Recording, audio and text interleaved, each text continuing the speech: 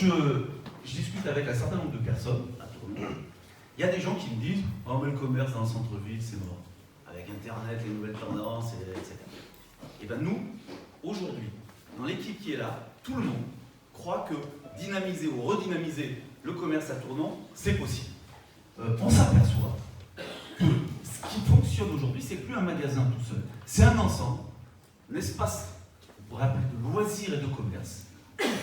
Les gens viennent passer un moment agréable et vivre ce qu'on appelle une expérience.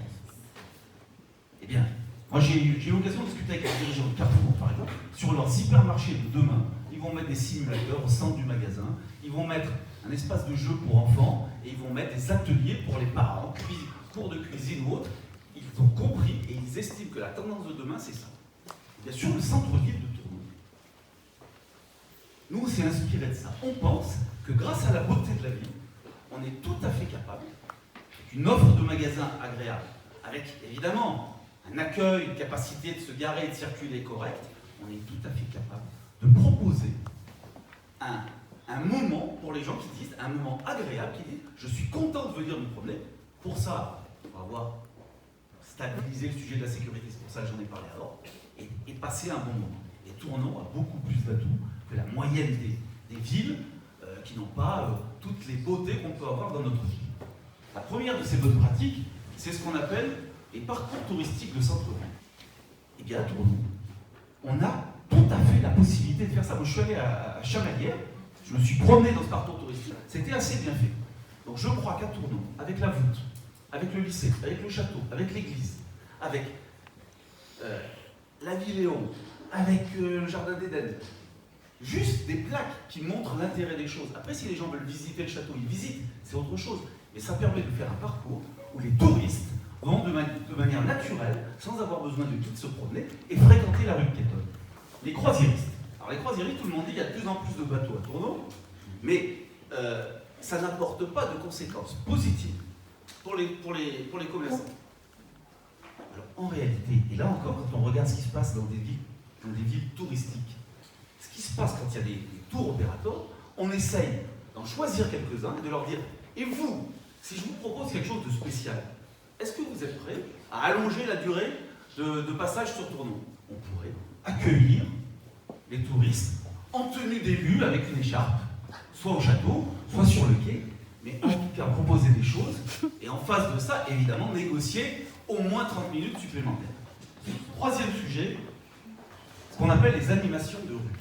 Alors, quelle est la problématique? La problématique, c'est essayer d'assurer une fréquence d'animation dans la rue suffisamment forte pour que quand on se promène de manière aléatoire à Tournon, on dise « Oh mon Dieu, il se passe souvent quelque chose à Tournon.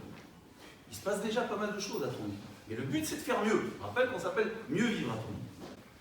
Et premier exemple, des animations déjà existantes, des événements comme la fête de la musique. La fête de la musique, le soir, c'est super. Et bien, il y a des villes qui mettent de la musique toute la journée pour essayer de rendre cette journée festive et doper la fréquentation.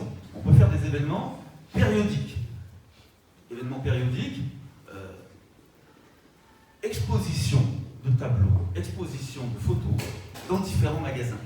Périodique, ça veut dire que les amateurs d'art vont se dire « Oh là là, il faut que j'aille dans la grande rue à ce moment-là, parce que sinon l'exposition, elle va passer. » Un troisième type d'animation, c'est les animations que j'appelle du samedi après-midi. Pourquoi le samedi après-midi? Parce que le samedi matin, il y a le marché, et généralement, il y a plutôt une bonne fréquentation. Et le samedi après-midi, c'est plus aléatoire. Alors qu'est-ce qu'on pourrait faire? Il se trouve que la mairie, à Tournon, on a la chance, on a un tissu d'associations extraordinaire. Eh bien, vous conventionnez avec un certain nombre d'associations et vous leur dites « Est-ce que tu pourrais pas me faire une animation le samedi après-midi dans la rue ou sur le quai ?» Il y a la Grande Rue, il y a le quai, il y a le Mulet 45. On fait de l'animation partout. Alors, quel type d'animation? Atelier de théâtre, atelier de chant, un sport qui sera content de pouvoir démontrer l'intérêt de son sport en dehors du forum. Évidemment, vous louez un commerce, vous sous-louez à de meilleures conditions pour faire venir des commerces de bouche, des commerces de circuit court, et enfin, finalement, pour attirer le type de commerce qui manque, parce que quand il manque un certain type de commerce dans une rue, généralement, c'est pénalisant. Au niveau des parkings, alors il se trouve qu'au mois de juin février, je ne sais plus, Archaglo avait fait un exposé sur le commerce avec un consultant qui était d'un très bon niveau, qui expliquait les nouveautés du commerce. Et il y a un point sur lequel on n'était pas totalement d'accord, c'est le parking. Parce que le parking, nous, on pense que, vu la taille de Tournon, il ne faut pas diminuer le nombre de places de parking, il faut le stabiliser. On n'est pas des fanas pour dire qu'il faut augmenter le nombre de parking. La rotation est très importante. Et en ce sens-là, la zone bleue est une bonne solution. La zone bleue, nous, on se dit que c'est ça qu'il faut. Alors, est-ce que c'est 1h30 ? Est-ce que c'est 2 heures? Est-ce que dans certaines zones c'est moins? Ça, c'est un point qu'il faudra débattre évidemment avec les commerçants. Mais on est d'accord sur le principe que la zone bleue est une bonne chose. Ce qui manque, selon nous, c'est quoi? Ce qu'on appelle des parkings minutes. Ça existe dans d'autres centres-villes. Finalement, on sait qu'il y a des gens qui se décident au dernier moment, parce qu'il pleut, parce qu'ils sortent du boulot, parce qu'ils ont décidé de faire un achat, ils savent ce qu'ils veulent acheter, ils savent où ils veulent l'acheter, mais ils se disent, si c'est pour pas pouvoir l'acheter rapidement, je le ferai pas. Et bien ces parkings minutes, à 3 endroits à décider, nous permettraient, à notre avis, de déclencher les achats supplémentaires. C'est un type de véhicule écologique, qui permet de transporter les personnes âgées, qui permet d'aller chercher des personnes âgées chez elles, qui permet de faire porter les courses jusqu'à sa voiture si nécessaire, qui permet aussi un lien social, parce que les gens se mettent à discuter entre elles. Les personnes à mobilité réduite peuvent l'utiliser. Bref, voilà le type de solution qui existe dans certaines villes. Alors, après, il faut régler le coût du chauffeur. Est-ce que c'est un coût collectif? Est-ce que c'est une entreprise privée qui le fait? Mais en tout cas, c'est infiniment moins cher qu'un bus diesel bloqué dans les bouchons et vide. On dit qu'il faut de la rotation, on dit qu'on manque de place. Et de temps en temps, on a des véhicules tampons. Et il y a des gens qui se disent, de toute façon, moi je ne le paierai jamais mon PB. Donc, et ces véhicules tampons restent plusieurs semaines, plusieurs jours. C'est un acte symbolique. Si on laisse ça, on casse toute la dynamique, toute la crédibilité de ce qu'on veut faire. Donc là, excusez-moi, de temps en temps, on parlait d'autorité calme, il faut une fourrière stricte, évacuer tous les véhicules tampons. On a l'ambition d'être des élus, et donc on se doit d'inciter. Et je trouve que le rôle d'une mairie, c'est d'inciter à l'achat local. Alors comment faire? Aujourd'hui, on a l'association des commerçants qui a une carte de fidélité. C'est une très bonne chose, qui donne des réductions par des carnets, etc. C'est une bonne chose. La mairie ou l'agglo doit abonder dans ce sens-là. Et doit faire des petites récompenses symboliques. Évidemment, c'est pas grand-chose, comme par exemple des places de spectacle, des invitations à des événements, pour les gens qui font l'acte citoyen d'aller acheter localement, parce que acheter localement, de temps en temps, ça peut coûter un peu plus cher que d'aller un peu plus loin, que d'acheter sur Internet.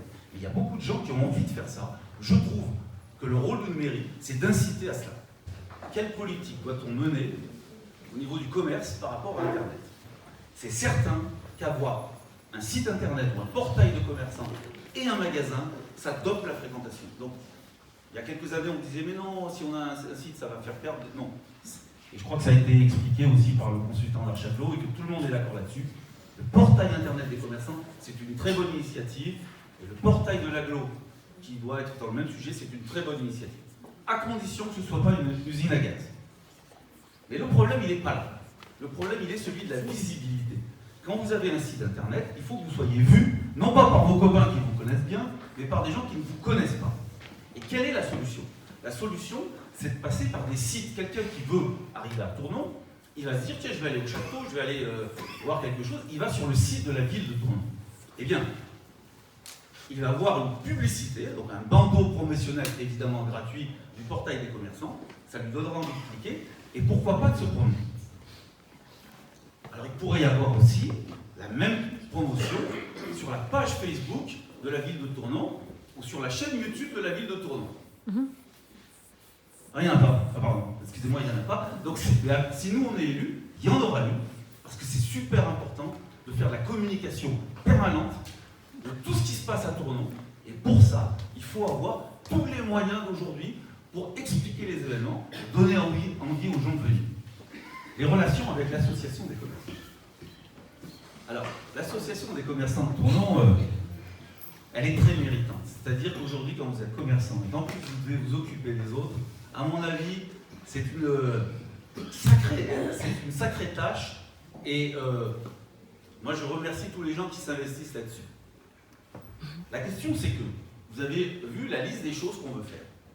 Et moi, je crois qu'en termes de disponibilité, il faut élargi. Il faut qu'il y ait un partenariat entre l'association des commerçants, dont le socle serait élargi, c'est-à-dire évidemment le plus de commerçants possible, la mairie, les services techniques, le comité des fêtes et toutes les associations qui vont jouer le jeu des animations du samedi.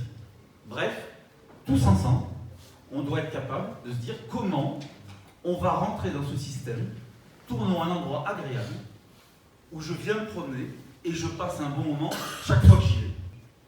Évidemment, toutes ces idées qu'on vient de vous évoquer, on pourra les affiner. Il y en a d'autres. Je vais vous laisser la parole. N'hésitez pas à critiquer, n'hésitez pas à dire que vous êtes d'accord, vous n'êtes pas d'accord, que vous avez d'autres idées. Mais en tout cas, oui, le commerce à Tournon, c'est possible. Je vous remercie.